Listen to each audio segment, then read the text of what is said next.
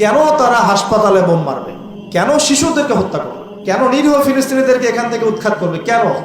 আপনার তো একটা কুকুরের গায়ে লাথি মারতে মায়া লাগে, কিন্তু কিভাবে নির্দয়ভাবে এই কাজগুলো তারা 100 বছর থেকে করতে পারছে? কারণ তারা মনে করে তারা সঠিক কাজ করছে। তারা মনে করে যে তারা এই জায়গার মূল মালিক, এই জায়গার মূল মালিক তারা এটা মনে করে। এবং তারা নীলনদ, মিশরের নীলনদ থেকে ফরাত নদী পর্যন্ত পুরো জায়গাটাকে হোলি ল্যান্ড মনে করে, পবিত্র জায়গা মনে করে। এবং তারা মনে করে যে আল্লাহ পাক তাদেরকে ওই জায়গাটা দিয়েছে, এই জায়গায় ফিলিস্তিনিদের থাকার কোনো অধিকার নাই। এই কারণেই তারা মুসলমানদের উপর বিগত এই 70-80 বছর থেকে, বলা যায় প্রায় 100 বছর থেকে, কারণ 1914 সালে তারা ঢুকেছে, এখন 2023 সাল চলছে, এই পুরো সময়টা জুড়ে তারা যে নির্বিচার বাড়িঘর দখল করা, জমি দখল করা, ধর্ষণ, শিশু হত্যা, ভাইদেরকে কারাগারে নিক্ষেপ করা, হ্যাঁ, নির্বিচার হত্যাযজ্ঞ, এগুলো কেন চালাচ্ছে? কারণ তারা মনে করে ওই জায়গাটা তাদের, এবং তারা মনে করে যে তাদের মাসিহ আসা মাত্রই তারা ওইখান থেকে বিশ্বটাকে শাসন করবে। এবার কি মিলাতে পারছেন বিষয়টা কোন দিকে যাচ্ছে? এবং সত্যি কথা বলতে কি, তাদের মাসিহ, তারা যাকে মাসিহ মনে করে, সেই মাসিহুদ দাজ্জাল সত্যি সত্যি সেখান থেকে আসবেও, এবং ইহুদিদেরকে নিয়ে সে বিশ্ব শাসন করবেও। দাজ্জাল আসবেও এবং ইহুদিদেরকে নিয়ে সে বিশ্ব শাসন করবেও। এটা আমাদের নবী সাল্লাল্লাহু আলাইহি ওয়াসাল্লাম বলে গেছে। এটা হবে সর্বশেষ জালেমদের শাসন, সর্বশেষ। এবং কত দিন শাসন করবে সেটাও নবীজি বলে গিয়েছেন সাল্লাল্লাহু আলাইহি ওয়াসাল্লাম। আল্লাহ নবী বলে গিয়েছেন সে শাসন করবে 40 দিন। কতদিন?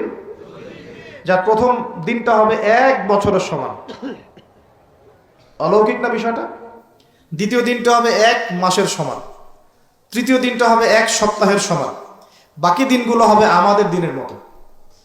পৃথিবীর সামনে এটা অপেক্ষা করছে, পৃথিবীর সামনে এটা আসা অপেক্ষা করছে মাত্র। এই যে ওদের দৌরত্ব আপনি দেখছেন জায়নিস্টদের, এটা এমনি এমনি না। এই যে পশ্চিমা মদত, আমেরিকার সাহায্য, ব্রিটেনের সাহায্য, পুরো পশ্চিমা বিশ্বের সাহায্য, এত শক্তি, এত দাপট তারা দেখাচ্ছে, যা ইচ্ছা তাই করে ফেলছে।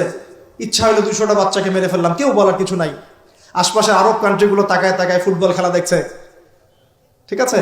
সবাই সর্বোচ্চ এতটুকু বলতে পারে, আমরা নিন্দা জানাই, আমরা এর তীব্র প্রতিবাদ জানাই, দ্যাটস অল, এতটুকু। আরবের তেল সব নিয়ন্ত্রণ করে ফেলেছে। আরবের চতুর্পাশে তার প্রতিবেশী রাষ্ট্র স্থাপন করেছে, এবং প্রত্যেকটা রাষ্ট্রে সে মুনাফিকদেরকে বসিয়ে দিয়েছে। এত কিছু কিভাবে করতে পারছে? কি মনে হয় আপনাদের কাছে? এমনি এমনি নয়, এর সাথে মাসিহুদ দাজ্জালের একটা গভীর সম্পর্ক আছে। এবং দাজ্জাল এই ইহুদিদেরকে নিয়েই বিশ্ব শাসন করবে, নবী সাল্লাল্লাহু আলাইহি ওয়াসাল্লাম বলে গেছেন। আর এই ইহুদিরা নবীর যুগে কি হালে ছিল? বনু কুরাইজা, বনু কাইনুকা, বনু নাজির, এই 3টা কওমের সাথে আল্লাহর নবী নিজে সশস্ত্র যুদ্ধ করেছেন, করে ওদেরকে বের করে দিয়েছেন মদিনা থেকে। তারপর তারা খায়বারে গিয়ে আশ্রয় নিয়েছে। আলী রাদিয়াল্লাহু আনহু হাতে এই খায়বারও বিজয় হয়েছে। সবাইকে বের করার পরে নবীজি ইন্তেকালের কয়েকদিন আগে বলে গিয়েছিলেন, বাকি যারা আছে অবশিষ্ট, এদেরকে তোমরা এই জাজিরাতুল আরব থেকে বের করে দিও। কে বলে গিয়েছিলেন? এখন তার উম্মত দেখেন কি অবস্থা। চারপাশে বসে, ওই জেরুজালেমের চারপাশে আরব রাষ্ট্র রহব আছে, বসে বসে তামাশা দেখছে। 100 বছর হয়ে গেল। তো আমি এই জায়গা থেকে এখানে আসছি, ওইখান থেকেই দাউদ আলাইহিস সালাম বিশ্ব শাসন করেছিলেন। আল্লাহ পাক তাকে বলছেন খলিফা। কি করেছিলেন তিনি? আল্লাহ পাক তাকে বলছেন, ইয়া দাউদ, একটু মনোযোগের সাথে শোনেন, হে দাউদ, ইন্না জাআলনাকা খলিফাতান ফিল আরদ, আমি আল্লাহ তোমাকে এই জমিনে খলিফা করেছি। সুবহানাল্লাহ। এবং ওই জমিন বলতে কিন্তু এখন জেরুজালেম, আরদ মানে এখানে কিন্তু ওই বাইতুল মুকাদ্দাস, তিনি ওখান থেকেই বিশ্ব শাসন করেছিলেন। তোমার দায়িত্ব কি হে দাউদ? তোমার কাজটা কি? ফাহকুম বাইনান নাসি বিল হক, সূরা সাদ পড়ে দেখেন। তোমার কাজ হচ্ছে মানুষের মাঝে, অনুসারী জনগণের মাঝে তুমি ন্যায় বিচার প্রতিষ্ঠা করবে। কি করবে? তার মানে একজন, যে কেউ, একজন মেম্বার হোক, একজন চেয়ারম্যান হোক, একজন এমপি হোক, একজন মন্ত্রী হোক, একজন পিএম হোক, যাকে আল্লাহ পাক যেখানে দায়িত্ব দিবেন, খলিফা হিসেবে তার কাজ কি বলেন তো? ফাহকুম বাইনান নাসি বিল হক, সত্য ন্যায়ের মানদণ্ডে মানুষের মাঝখানে বিচার ফয়সালা করবে, বাস, এটা আপনার কাজ। নেতৃত্ব দিলে দোষের কিছু নাই, নেতৃত্ব পেলেও দোষের কিছু নাই, কিন্তু ফাংশনটা কি? একজন খলিফার কাজটা কি? আবু বকর সিদ্দিক কেমন খলিফা ছিলেন, ওমর কেমন ছিলেন, ওসমান কেমন ছিলেন, আলী কেমন ছিলেন রাদিয়াল্লাহু আনহুম আজমাইন। তারা এই আয়াতের উপর আমল করতেন, ফাহকুম বাইনান নাসি বিল হক, মানুষের মাঝখানে ন্যায় বিচার কর। ন্যায় বিচার কথা বলা হয়েছে, ন্যায় বিচার। এখন ন্যায় বিচার কতটুকু কি হচ্ছে না হচ্ছে এটা আপনারা আমার চেয়ে ভালো জানেন, আমি এইসব নিয়ে কথা বলতে চাই না। কিন্তু আমাদের কাজ এতটুকুই, যাকে আল্লাহ পাক যেখানে দায়িত্ব দিবেন ন্যায় বিচার। আরো আল্লাহ বলছেন, আয়াতটা শেষ হয়নি, আরো সামনে একটু আছে। আল্লাহ পাক বলছেন ওয়ালা তাত্তাবিউল হাওয়া, ন্যায় বিচার করো এবং নিজের হাওয়া প্রবৃত্তির অনুসরণ করো না, নিজের মন গড়া বিধানের অনুসরণ করো না, নিজের প্রবৃত্তির দাসত্ব করো না। যদি করো তাহলে কি হবে? ইউদিল্লাকা আন সাবিলিল্লাহ, তাহলে আল্লাহ পাকের এই সরল পথ থেকে ওই প্রবৃত্তির অনুসরণ তোমাকে বিচ্যুত করে দিবে। কার কথা এগুলো? আল্লাহর কথা। ইন্নাল্লাযীনা ইউদিল্লুনা আন সাবিলিল্লাহ, পরের আয়াত, নিশ্চয়ই যারা আল্লাহ পাকের সরল পথ থেকে বিচ্যুত হয়ে গেছে, লাহুম আযাবুন শাদীদ, তাদের জন্য কঠিন শাস্তি আছে। আযাবুন শাদীদ মানে কঠিন শাস্তি আছে। বিমা নাসু ইয়াউমাল হিসাব, এই কারণে যে তারা হিসাবের দিনটা ভুলে গিয়েছে। এই দুইটা আয়াত আমি শোনাই দিলাম আপনাকে। আল্লাহ পাক যাকে যেখানে দায়িত্ব দিবেন সবসময় এই দুইটা আয়াত মাথায় রাখবেন। যে আল্লাহ পাক আপনাকে দাউদ আলাইহিস সালামের মতো কাজ দিয়েছেন, আল্লাহ পাক আপনাকে আদম আলাইহিস সালামের মতো কাজ দিয়েছেন। যাকেই দেখ, X Y Z whoever he is, এটা আমাদের দেখার বিষয় না। আমরা ধর্মতাত্ত্বিক দৃষ্টিকোণ থেকে শুধু মূলনীতিগুলো বলবো। তাহলে এখানে খলিফার কাজ কি বুঝতে পারলাম? মানুষের মাঝে ন্যায় বিচার প্রতিষ্ঠা করা, প্রবৃত্তির দাসত্ব না করা। যদি করি তাহলে কঠিন শাস্তি অপেক্ষা করছে। এখন আসেন, আল্লাহ নবী সাল্লাল্লাহু আলাইহি ওয়াসাল্লাম কি এই আয়াতের উপর আমল করে যান নাই? গিয়েছেন না যান নাই? তার জীবদ্দশায়, তার 23 বছরের এই নববী জীবনে কেউ কখনো জুলুমের শিকার হয়েছিল? বলেন তো, কেউ বলতে পারবে বুকে হাত দিয়ে যে একজন মানুষ জুলুমের শিকার হয়েছে? তার রেখে যাওয়া ইসলামের এই প্ল্যাটফর্মের উপরে আবু বকর সিদ্দিক শাসন চালিয়েছেন 2.5 বছরের মতো। আবু বকর সিদ্দিকের সময় কি কেউ জুলুমের শিকার হয়েছিল? তিনি কি এই আয়াতগুলোর উপর আমল করেছিলেন না করেন নাই? তাহলে তিনি একজন সফল খলিফা ছিলেন।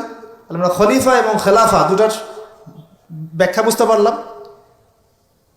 যে খলিফা আল্লাহ পাকের বিধান মেনে বিচার ফয়সালা করে, ওই শাসন ব্যবস্থাটাকেই বলা হয় খিলাফা। এটা নতুন কোনো মৌলবাদী শব্দ নয়, আমরা ভুল বুঝি, আমাদেরকে ভুল বোঝানো হয়।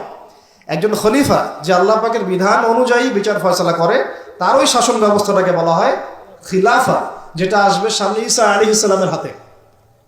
এখন আপনি সর্বোচ্চ পর্যায়ে যান বিশ্বের, ইউনাইটেড নেশনস, এখানে খিলাফা কায়েম আছে? অনেস্টলি বলেন, এখানে কি আল্লাহর বিধান দিয়ে বিচার ফয়সালা করা হয়, নাকি ওদের পশ্চিমাদের মন করা বিধান দিয়ে করা হয়? 100-200 কেন, একদিনে যদি 1000টা বাচ্চাকেও বোম মেরে হত্যা করে দেয়, তারপরে ওরা ইসরায়েলের পাশেই থাকবে, বলবে আমরা আমাদের বন্ধুর পাশে আছি। আমাদের যদি এর পরেও চোখ না খুলে, তাহলে নিশ্চিত আমরা ইন্টারনালি ব্লাইন্ড, আধ্যাত্মিকভাবে অন্ধ হয়ে গেছি। আর যারা অন্ধ তারাই তো অন্ধ দাজ্জালের অনুসরণ করবে। আমি জানি আমাদের উপরের লেভেলে যারা আছেন তারা এগুলো সব ভালো করেই বোঝেন, কিন্তু পরিবেশ পরিস্থিতির কারণে অনেক সময় তারা সত্য কথা বা সাহস করে অনেক কিছু বলতে পারেন না। কারণ তারা অবশ্যই বোঝেন, তারা মুসলিম পরিবার থেকে এসেছেন। আমাকে বলেন, তাদের যে সিস্টেম, এই সিস্টেমের মধ্যে যে অর্থ ব্যবস্থাটা আছে, এটা সুদ ভিত্তিক না সুদ বিবর্জিত? তাহলে এটা কি আল্লাহ পাকের কোরআনের সাথে গাদ্দারি হয়নি? তাহলে ওর আন্ডারে থাকলে কি আমরা সত্যিকারের খেলাফা কায়েম করতে পারবো? সম্ভব না। ও যে মিডিয়াগুলো চালায়, এই মিডিয়াতে ও যা মানুষকে বোঝায় তাই। একজন মুসলমানকে যদি ও সন্ত্রাসী রূপে উপস্থাপন করে, সারা বিশ্ব বলে হ্যাঁ ও সন্ত্রাসী। একজন ব্যক্তি, আমি নাম মেনশন করছি না, গণহারে মানুষ হত্যা করেছে, তাকে শান্তিতে নোবেল পুরস্কার দেওয়া হয়েছে। এই হলো ওদের চরিত্র।